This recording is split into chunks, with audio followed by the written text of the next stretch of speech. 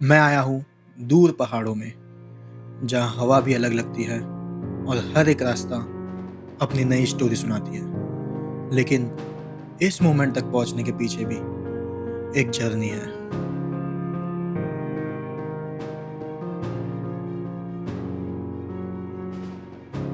दोस्तों, जिंदगी में कोई भी ट्रिप कर रहे हो, वो सिर्फ डेस्टिनेशन तक पहुँचने के लिए नहीं होती। कुछ ट्रिप्स खुद को ढूंढने के लिए भी की जाती है। शहर की रूटीन लाइफ को थोड़ी देर पॉज करके इस बार निकल रहा हूँ पहाड़ों की तरफ। Unknown roads, unpredictable weather and thousand stories जो भी लिखी जाना बाकी है। So I am going heading towards the mountains and the next stop is Spiti Valley. So let the adventure begin. Here we go.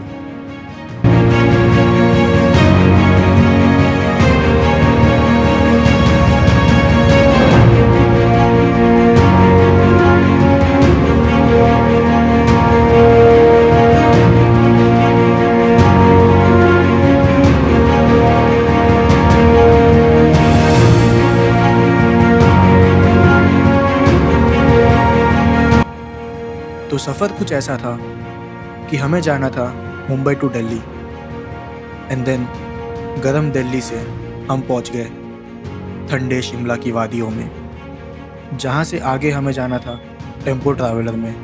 And यहाँ से हमारा group अनजान लोगों के साथ 14-15 अनजान लोग, कुछ लोग अलग अलग जगहों से थे, कुछ लोग मुंबई से थे, कुछ लोग वेस्ट बंगाल से, कुछ लोग कहीं और से। But we were in a group of unknown people और हमें ये ट्रिप साथ में करनी थी। तो यही है एक ग्रुप ट्रिप, एक out of comfort zone experience, जहाँ पे तुम बाहर जाते हो, अपने आप को एक्सप्लोर करते हो। तो कुछ खाना पीना हो जाए, उसके बाद देखते हैं आगे।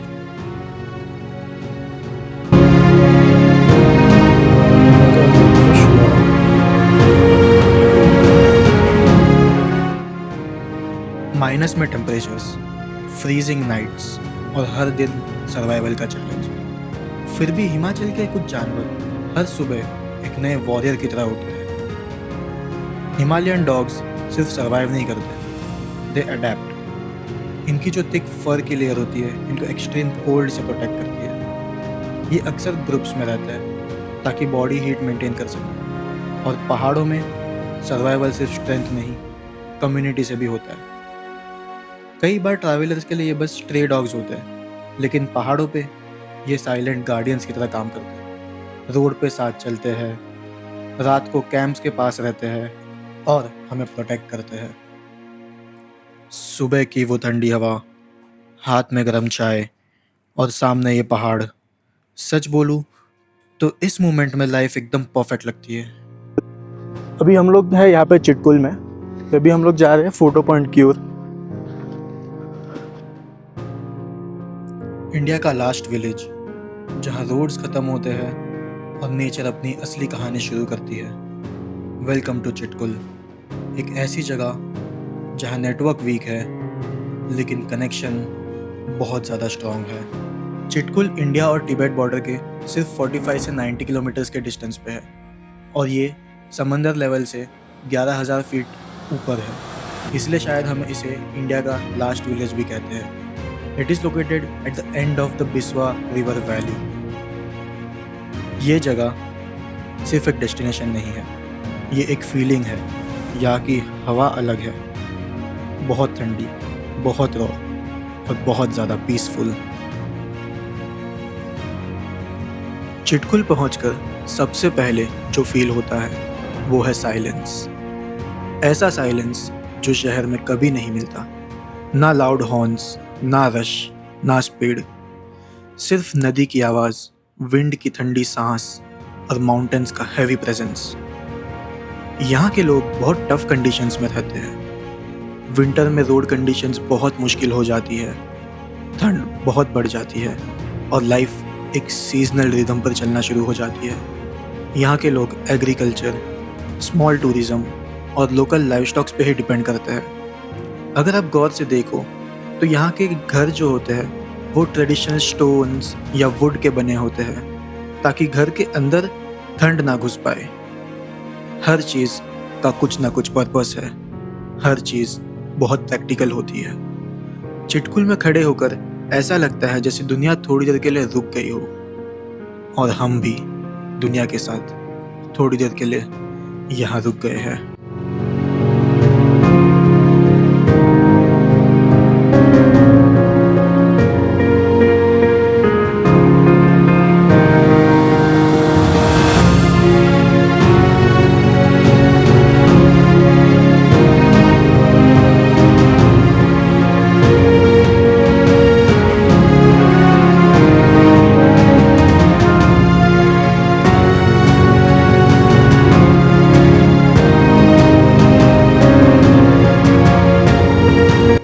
चिटकुल से निकल के हमको जाना था ताबो। हम जैसे ही ताबो की ओर निकले, रास्ते में एक बहुत ही सुंदर जगह आती है जो है नाको। नाको की तरफ जाते हुए रोड्स और भी छोटी हो जा रही थी, और गांव के अंदर आते ही ऐसा लगता है जैसे टाइम बहुत धीरे धीरे चल रहा हो। यहाँ के लकड़ी के वो घर बहुत सिंपल होते हैं, लेकिन उनमें एक अलग सी गर्माहट होती है। लकड़ी से बने ये घर, छोटी छोटी खिड़कियाँ और ठंड से बचने वाला उनका डिज़ाइन, ये सब यहाँ की ज़िंदगी का एक हिस्सा है। गलियों में चलते हुए कुछ पेट्स और डॉग्स भी मिलते हैं, बिल्कुल शांत, अपने ही रंग में, जैसे ये भी यहाँ की पहाड़ी ज़िंदगी का एक हिस्सा बन चुके हो। गांव के अंदर हर मोड़ पे एक नया सीन मिलता है। कहीं धुआं उठता हुआ, कहीं पत्थर की पतली गली, कहीं किसी के घर के बाहर बैठा हुआ कुत्ता, और इन सब के बीच एक गहरी सी खामोशी। और फिर धीरे धीरे हम नाको के लेक के पास पहुंचते हैं। लेक को देखते ही पहली फीलिंग होती है सुकून। ना कोई शोर, ना कोई भीड़, ना कोई जल्दी, बस पानी, पहाड़ और हवा। इतनी ऊंचाई पर भी एक लेक इतना शांत लगता है जैसे वक्त यहीं रुक गया हो। पानी का रंग ठंडा सा लगता है, और उसके आसपास का सीन एकदम सपने जैसा। वहाँ खड़े होकर दिमाग में बस एक ही थॉट आता है, इतनी मुश्किल जगह पर भी नेचर कितना खूबसूरत हो सकता है। और उस वक्त लगता है जैसे सारी थकान, सारी रोड जर्नी, सारी मेहनत सब इस एक नज़ारे के सामने छोटी पड़ गई हो। नाको लेक सिर्फ एक जगह नहीं लगती, यहाँ एक ऐसा पल लगता है जहाँ इंसान थोड़ा सा रुक कर खुद को महसूस करता है।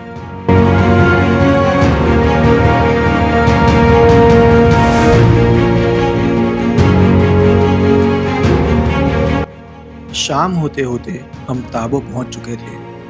पहाड़ों के बीच बसा हुआ ये छोटा सा गांव पहली नज़र में ही बहुत शांत लगता है। रात को हम गेस्ट हाउस में रुके। यहाँ का कॉमन रूम बहुत अलग और याद रहने वाला था। बीच में जलता हुआ तंदूर, उसकी गर्माहट और उसके आसपास बैठे लोग, इतनी ठंड में वो जगह अपनी सी लग रही थी। पहाड़ों में शायद असली सुकून इसी में होता है, सिंपल खाना, गर्म जगह और लोगों के साथ। सुबह जब हम बाहर निकले, ताबो का असली माहौल महसूस हुआ। ठंडी हवा, शांत गलियां और दूर दूर तक फैली हुई पहाड़ों की खामोशी। यहाँ सब कुछ धीरे लगता है, जैसे वक्त को कोई भी जल्दी ना हो। ताबो स्पीति का सबसे पुराना और ख़ास गाँव में से एक माना जाता है, और यहाँ है ताबो मोनेस्ट्री, जो लगभग 1000 साल पुरानी है। कहते हैं इसकी शुरुआत 996 AD के आसपास हुई थी। सोचो, इतने सालों में कितनी सर्दियाँ, कितने तूफान और कितने ज़माने बदल गए होंगे, फिर भी ये एक जगह आज भी वैसी ही खड़ी है। ताबो मोनेस्ट्री को अजंता ऑफ हिमालय भी कहते हैं। यहाँ की पुरानी पेंटिंग्स, दीवारों पर बनी हुई कला और बुद्ध धर्म से जुड़ी चीज़ें इस जगह को और भी खास बनाती हैं। मोनेस्ट्री की मिट्टी और लकड़ी से बनी पुरानी बनावट देखकर लगता है जैसे ये जगह पहाड़ का एक हिस्सा हो। यहाँ के लोग बहुत मुश्किल हालातों में भी अपनी ज़िंदगी चलाते हैं। सर्दी इतनी पड़ती है कि कई बार पानी तक जम जाता है, फिर भी लोग यहाँ हंसते हैं, काम करते हैं और अपने तरीके से जीते हैं। ताबो की एक और ख़ास बात यह है कि यहाँ कई जगहों पर सोलर पावर का इस्तेमाल होता है। इतनी दूर और ऊंचाई वाली जगह पर लोग प्रकृति के साथ मिलकर जीना सीख गए हैं। यह देखकर समझ आता है कि पहाड़ों की ज़िंदगी मुश्किल ज़रूर है, लेकिन बहुत समझदारी से जी जाती है। और फिर यहाँ के जानवर, शायद ताबो की सबसे प्यारी बात यही लगती है। यहाँ के डॉग्स बहुत शांत और प्यार ढूंढने वाले लगते हैं। ऐसा लगता है जैसे उन्हें बस थोड़ा सा अपनापन चाहिए। इन पहाड़ों में सिर्फ इंसान ही नहीं, जानवर भी रोज की सर्दी और मुश्किल जिंदगी का सामना करते हैं। और शायद इसीलिए यहाँ छोटी सी दया और प्यार भी बहुत बड़ी चीज लगती है। ताबो में एक अजीब सी बात है। ये जगह आपको जोर से इम्प्रेस करने की कोशिश नहीं करती, ये धीरे धीरे अपना असर छोड़ती है। मोनेस्ट्री के आसपास की खामोशी, हवा की आवाज़, प्रेयर फ्लैग्स का धीरे धीरे हिलना, सब मिलकर एक अलग ही सुकून देते हैं। पहाड़ों में हम अक्सर खूबसूरत नज़ारे ढूंढने आते हैं, लेकिन ताबो जैसे गांव हमें खामोशी का मतलब समझा देते हैं। और जब हम वहाँ से निकले तो सिर्फ फोटोज़ नहीं, अंदर थोड़ा सा सुकून भी साथ लेकर निकले थे।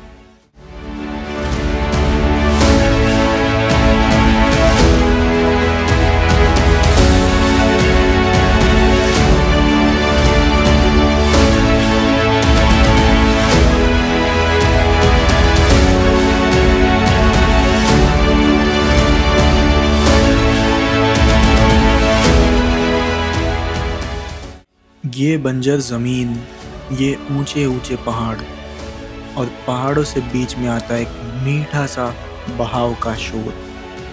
So this is the Spiti river.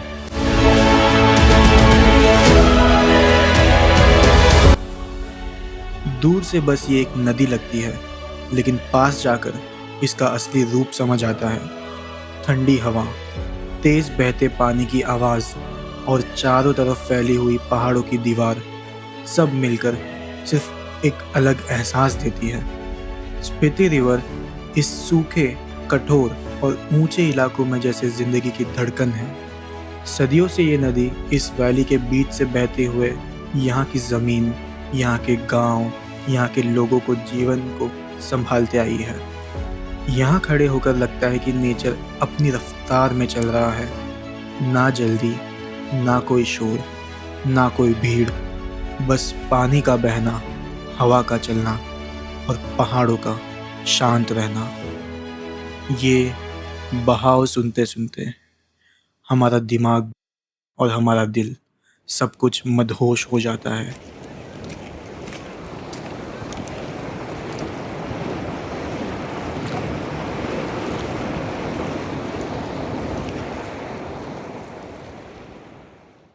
पहाड़ और करीब आने लगते हैं और सफ़र भी धीरे धीरे और ज़्यादा गहरा महसूस होने लगता है। फिर हम पहुंचते हैं धनकर मोनेस्ट्री, और इस जगह को देखकर सबसे पहले दिमाग में आई हैरानी, क्योंकि ये मोनेस्ट्री किसी आम जगह पर नहीं बनी। ये एक ऊंचे पहाड़ के किनारे पर ऐसी बनी हुई है जैसे सदियों से ये एक पहाड़ी का हिस्सा है। धनकर स्पीति का सबसे पुराना और ख़ास जगहों में से एक लोकेशन है। एक समय पर यह स्पीति की राजधानी भी हुआ करती थी, और आज भी ये जगह अपनी पुरानी कहानियों को खामोशी से संभाले खड़ी है। यहाँ से नीचे देखो तो स्पीति का पूरा नज़ारा दिखता है। चारों तरफ सिर्फ बड़े बड़े पहाड़, गहरी घाटियाँ और खुली हवा। ऐसी जगह पर खड़े होकर एक अजीब सा एहसास होता है। लगता है जैसे पहाड़ों के सामने इंसान सच में बहुत छोटा है। धनकर की खूबसूरती सिर्फ इसके लोकेशन में नहीं है, बल्कि इस बात में है कि इतनी मुश्किल जगह पर भी ये मोनेस्ट्री इतने सालों से मजबूत खड़ी है। ये जगह हमें याद दिलाती है कि कुछ चीज़ें सिर्फ पत्थर और मिट्टी से नहीं बनती, उन्हें समय, हिम्मत और विश्वास मिलकर खड़ा रखते हैं।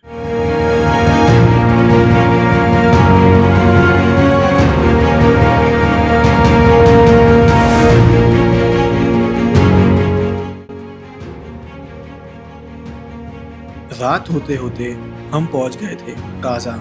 स्पीति के बीच में बसा हुआ ये एक छोटा सा शहर, ठंडी हवाएं, छोटी गलियां और धीरे चलती जिंदगी के साथ एक अलग ही एहसास है। रात भर की ठंड के बाद अगले दिन हम निकले हिक्किम की तरफ। रोड धीरे धीरे और ऊंची होती गई, हवा और पतली होती गई और आसपास के पहाड़ और ज़्यादा खामोश होते गए। फिर सामने आता है हिक्किम, दुनिया का सबसे ऊंचा पोस्ट ऑफिस में से एक। इतनी ऊंचाई पर, इतनी दूरी में भी लोग अपनों तक लफ्ज़ पहुंचाते हैं। वहाँ खड़े होकर मैंने भी अपने घर वालों के लिए एक पोस्ट कार्ड लिखा, शायद इसीलिए क्योंकि कुछ एहसास मैसेज से नहीं, कागज़ पर लिखे हुए लफ्ज़ों से ज़्यादा अच्छे लगते हैं। उस छोटे से पोस्ट ऑफिस में एक अजीब सी सिंप्लिसिटी थी, ना भीड़ ना शोर, बस पहाड़, ठंडी हवा और कहीं दूर तक जाती हुई कहानियाँ। सफ़र थोड़ा आगे बढ़ा ही था कि हम आ पहुँचे कॉमिक दुनिया का सबसे ऊंचा मोटरेबल गांव है। जी हाँ, मोटरेबल रोड नहीं, मोटरेबल गांव। इतनी ऊंचाई पर बसा हुआ ये गांव हमें ये याद दिलाता है कि इंसान कितनी भी मुश्किल जगह पर अपना घर बना सकता है। यहाँ की ज़िंदगी बहुत सीधी है लेकिन बहुत मजबूत। सर्द हवाएं और कठिन मौसम के बीच भी लोग यहाँ हंसते हैं, जीते हैं और पहाड़ों के साथ तालमेल बनाकर रखते हैं। मैं जहाँ से आता हूँ वो है मुंबई, जो सी लेवल से बहुत नज़दीक है। बट कॉमिक सी लेवल से 15,000 फीट की ऊंचाई पर है, जहाँ पे ऑक्सीजन भी सी लेवल से 45% कम होता है। फिर भी लोग यहाँ पे जीते हैं, सरवाइव करते हैं और हैवी वेट्स उठाते हैं अपने बैक पे और चलते हैं। यहाँ के humans have surpassed the limit of a human. They are called now the super humans because of their ability. कुछ टाइम आगे जाने के बाद यहाँ पे एक कैफ़े आता है जिसके आजू बाजू कुछ भी नहीं है। It's just an empty field and बीच में एक कैफ़े।